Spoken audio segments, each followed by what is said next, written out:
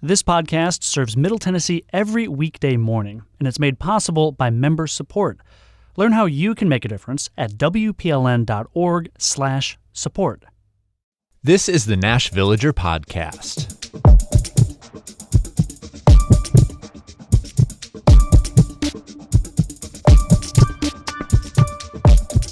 It's Monday, December 22nd, and I'm Justin Barney.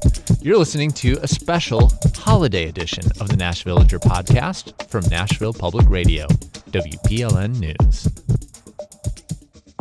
When I was a student DJ at UW-Madison, I would go online to NPR Music before my show and read Jewly Hight. She was a scholar and an advocate who I trusted. And now, over a decade later, I share a beat with her as a music reporter at Nashville Public Radio. And in this special year-end NashVillager, I want to give you a little peek behind the curtain of how radio is made and why Jewly is so good at it. So I came here from Milwaukee, where I primarily interviewed artists. And I wanted to figure out how someone like Jewly Hight takes a basic back and forth interview and tells a story with it. And so I remember having this conversation with Jewly where she told me that she read a book about screenwriting in order to understand how a story works. And she told me about the importance of starting with a scene. Now, this is some real behind the scenes action. What do we mean when we say a scene? Well, as Ira Glass likes to say, radio is a visual medium. And we want to put you somewhere right away. You can hear the things that are happening around you. It's really good for story making. But that can be really hard. It takes a lot of planning and sometimes coincidence. You have to know what is going to happen before it happens and then show up there with a microphone. That is what so impresses me with this story about 2 Live Brie from October that I'm going to share with you in a moment. In essence, this could have been a show promo. 2 Live Brie is playing a show. A lot of journalists would handle this with some little quick news announcement, but not Jewly Hight.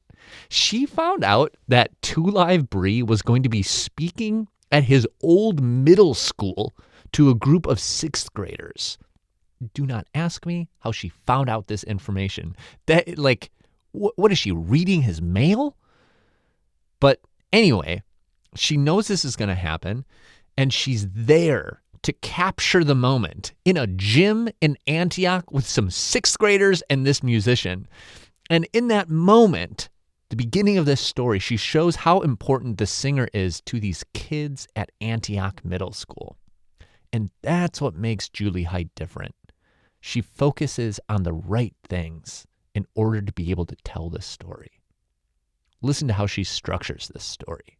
I'm grateful to be here first and foremost. I actually was here when I was like 12 or 13 at the Boys and Girls Club when they was here, and that's why I started my dream. So to be here in front of the future, because I know y'all got dreams of yourself, I'm grateful for it.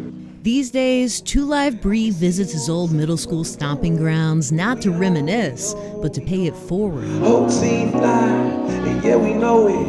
Making plays, what's next, where we going? I can see you on the top, where we going? Brie's there to listen to the 6th graders, too. If y'all got any questions, I'm willing to answer. Don't ask me nothing crazy. And of course, one kid just had to know how much money a hip-hop artist makes. How much money you got? Brie was pretty much their age when a friend swiped his journal, skimmed its rhymes, and told him he ought to try rapping. And it was just spelling my name, L to the I to the L to the V to the R to the E. Yeah, that's me. And I don't know the rest. He went by Lil Brie back then, and he was struggling to reconcile 2 different ways of growing up. My dad had a lot of street adversity.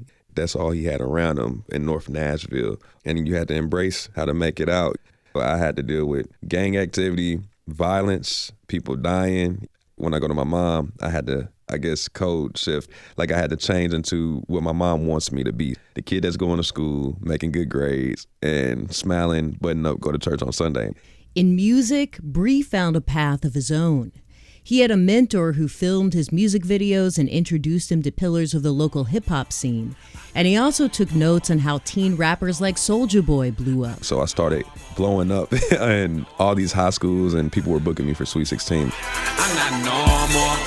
I'm not normal. These girls love Breezy 'cause he ain't normal. Bree's mom saw his hometown hero status when her co-workers wanted him to perform at their daughter's birthday parties.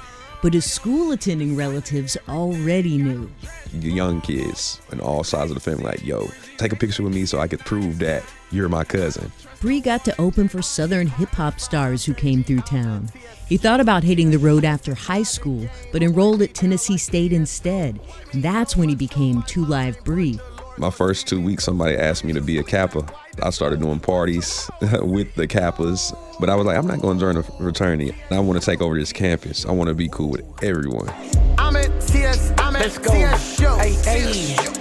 Professors in TSU's mass comm department took note of how he blanketed their building with flyers promoting his singles and made him a class project. Like, if we were marketing Bree's next single, how would we do it? He got permission from the dean to miss classes and compete on the Netflix hip-hop competition Rhythm and Flow. We looking for that it. And even though he didn't win, the show boosted his national profile.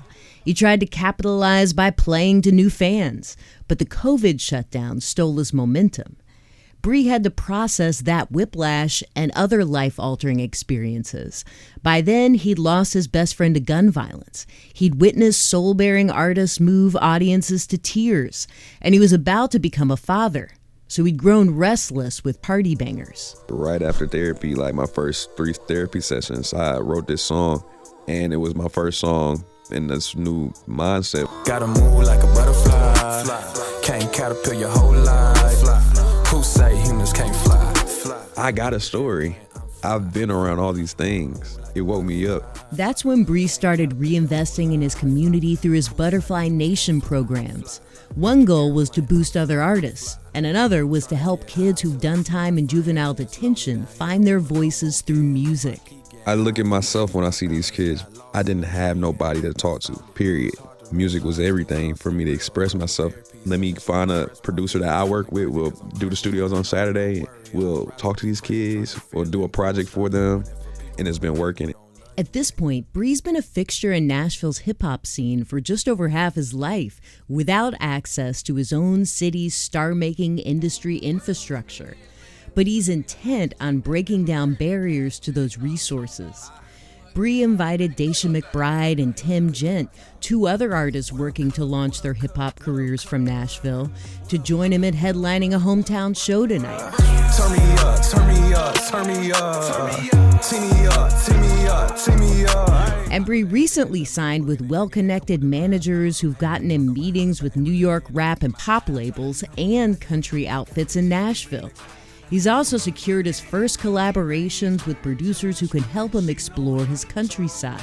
Oh, I'm so sure I need a southern country girl. However 2 Live Bree decides to advance his career from here, he'll champion his community on Music Row, just like he has throughout the city.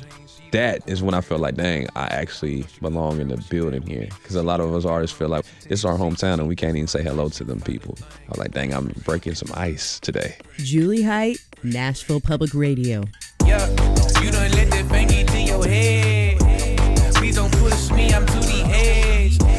I bet I live rent-free in your head. Hey, are you ready? People be thinking so much about me, but I cannot waste seconds on that. Oh no, I used to be smiling and faking this journey, not even that acting the past. I try to be nice, you ungrateful, I'm taking the world, it's off of my back. Ooh, that's a chess move, trying to bring the king back. Ooh, you think it's a game?